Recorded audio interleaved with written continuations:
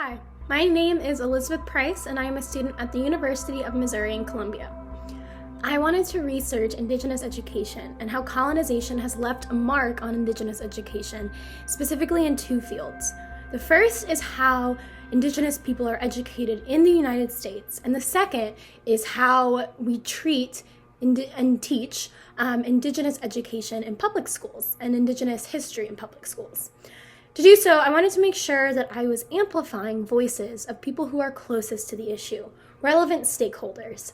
The following is highlights of my conversation with Ron Lessard.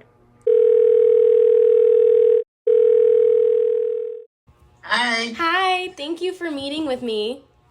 Yeah, finally. How are you? So my name is Ron Lessard. I'm Mohawk, but I do have a Lakota name, which was given to me, which is Ron Legally Nampa, because I Sundance, and I'm a Sundancer, and I've Sundanced on the Rosebud Reservation for over 25 years. My title is acting director for the White House Initiative on American Indian and Alaska Native Education. We're in the process of changing that executive order, so there'll be new things coming soon, but I'm not sure when.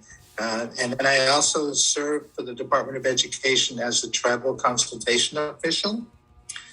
I serve on the White House Council on Native American Affairs, and I serve on the Alice Spotted Bear, Walter Sobolov Commission on Native Children. So I guess my question is, whose jurisdiction is it to, help Indigenous education? Because I know that several federally recognized tribes are separate from the United States. So how does that work? Yeah. So the tribes are, they're sovereign nations, but the Department of Education and the Bureau of Indian Education still kind of have a lot to do with what they do. So, because there's still standards to meet, but then some of the states sometimes has their own requirements, and if a tribe is in that state, then they have to deal with the state. So the big complaint from the tribes really is that they're sovereign nations. They don't want to, they don't want to be told by the state, the federal government, like curriculum, for example. They want to have their own curriculum. And the Department of Ed, we can't tell the state to have a certain kind of curriculum. We can't say you have to have native languages or even, I would like to see history in all the public schools be corrected, Right. We can't do that. So the biggest problem is they, when they apply for grants, there's certain requirements if you get a grant, no matter who you are, So, you have some waivers and things, but even if you're a tribe, you have to go by the grant requirements. But so the jurisdiction is they're over their own people, their own tribe. But then they have requirements, to the federal government, requirements to the states. It just it depends. So they're sovereign. They're kind of like sovereign nations within a nation, but they have to deal with the nation. Right.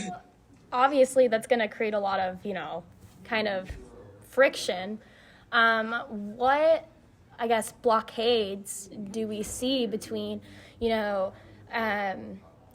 nations wanting to have their own curriculum and add in, maybe native languages or their own histories or things that are important to that tribe specifically versus the curriculum that they're given? Yeah, so a lot of the tribes are able to work on that, and their BIE schools, because Bureau of Indian Education, well, they know about Indians, so they know culture is important. The other thing is it would be great if the public schools in the area could, especially when you get in a place like Albuquerque and Gal, where there's a high percentage of Native students, it would be good for them to include some cultural things too. But they can't make them do it. They can't make the state. New Mexico is very good about it. Arizona is not so great. a lot of that comes down to the politics of things, so New Mexico, they really work with the tribes very well. Arizona, it's a whole different, really different kind of thing, it's Right. so there are ways they can do their curriculum. um, So on tribal land, on like public schools on tribal land, do they have to adhere to like US standards and curriculum? yeah, they do. So how is that going to be impacted by the whole critical race theory move to block that? Yeah, that's kind of crazy, and the whole idea of how you have to teach Americanism, that's kind of strange, so why can't a tribe say, you know we don't want you to teach about Pocahontas the way you teach it. Yeah. She's a cartoon character. She was a young girl that was taken from people, and she died at like 21, and she was stolen by Captain John Smith or something. But they fantasize it, and romanticize it, make it seem like she was madly in love with him, and they would just went off like Disney film. Right. And so I want to correct a lot of those things. I mean, Thanksgiving or Columbus is another good. When I went to school, it was like 1492. Columbus sailed the ocean blue, and he discovered America. And it's like, it'd be kind of like, well, okay, what does discovery mean? Even how did he discover it if people were still living here? Right. I think they would just like to see some correction to these things, and that would be across the whole United States. It's like, but they working with the state, they get a lot more done, and with the federal government too. But we can only mandate so much. There are two different meanings when I say indigenous education. There's, the history of Native peoples in the United States and how we teach that history, and then how indigenous peoples are educated in the United States. So Right. Are there, for both of those, are there lasting effects from colonization? Yes, of course. Yeah, and certainly the boarding schools too. Were the boarding school era when children were taken from their homes, taken to boarding schools. Back then, they weren't like boarding schools now. They would take people from New Mexico, Arizona, Apaches, and take them to Carlisle, Pennsylvania. And they wouldn't let them speak their language. They would cut their hair, and then really Christianized them, made them go to Christian classes. They also did not allow them to, like I said, speak their language and do their ceremonies, pray in the way they prayed. So that has had a real traumatic effect, historical trauma on a lot of people, because a lot of languages were lost, or you couldn't practice them for a whole generation or more, or many generations. So that had a lasting effect. Secretary Holland just now, recently, Secretary of Interior, started the boarding school initiative, and something that's really important because it's going to be addressing these things and why there's still historic trauma from that. So I guess you could almost pick anything, like colonization, from education, from healthcare, from there's not a whole lot that that was really good about it. There was I knew friends. I have friends on Pine Ridge Indian Reservation in Rosebud said that years ago they used to be able to hunt and fish, and the water was clean, and they could provide for their families. And then they came out with more laws on hunting. And then they came out with the commodity foods of, cheese and powdered milk. And, people started getting sick. The long-lasting effect of that was people getting diabetes and all kinds of diseases. And so, they would say, we don't want that stuff. We just want to be able to have clean water and, hunt and fish like we used to. but they started changing the hunting laws and, more regulations. And so there's a lot of that, I mean, Hollywood never made movies about, the Algonquins up north, and or the Alaskan natives. It was always about the Hollywood Indians, and all those crazy stereotypes. But there wouldn't have been any images, showing what real Indians were like. So it started kind of with that, and that was just, they were the tools of colonization. The governments were put in place. And then they were told to, you still have a job. You're in the cavalry, so you're going to go west, and I think that's, I don't think, it's ever really. I know a lot of people. I don't know that it's ever really been like, how do you measure what the damage to indigenous population? I mean, when estimated, like, South America, Canada, there were like something like 250 or 300 million people, native indigenous people.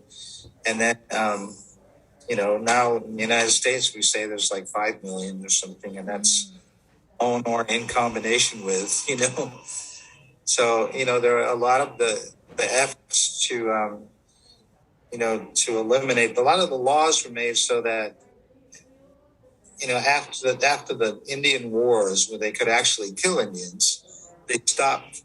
They couldn't kill them, but then they could make it difficult. You could cut off the food supply. They could starve them, make them come to the reservations to get their food. So the whole point of boarding schools and assimilation was they said, kill the Indian and save the man, kill the savage. That was the whole thing. The thing is, Secretary Holland is starting the boarding school initiative, Secretary of Interior. And there's a lot of information about that now. So, but yeah, there's a lot of information. You can go back and see a lot of history of the boarding schools. I mean, they would come up unannounced. The federal government would come unannounced up to a home and take the children and take them off to school. And when they say boarding schools, people don't think it's so bad, but it's not like they got a great education. It's like they took them. There's some pictures you'll see them. I think they have them on that site they have before and after. Like they looked like Indians, and then after they were wearing military outfits and hair was cut short, and they, trying to assimilate them, and lots of children died, at all these boarding schools for years. So yeah, finally, the government is starting to speak about it. People slavery for years, but they weren't addressing this, Right. But it's starting to get some attention now. So.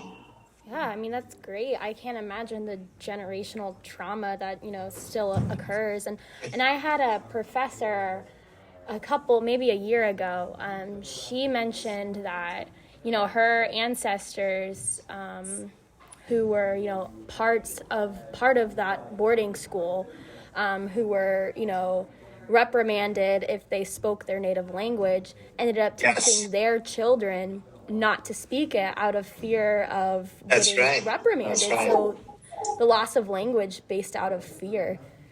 I had a friend who was, apparently, see, the interesting thing is, like, the Bureau of Indian Education didn't exist at the time, but Bureau of Indian Affairs.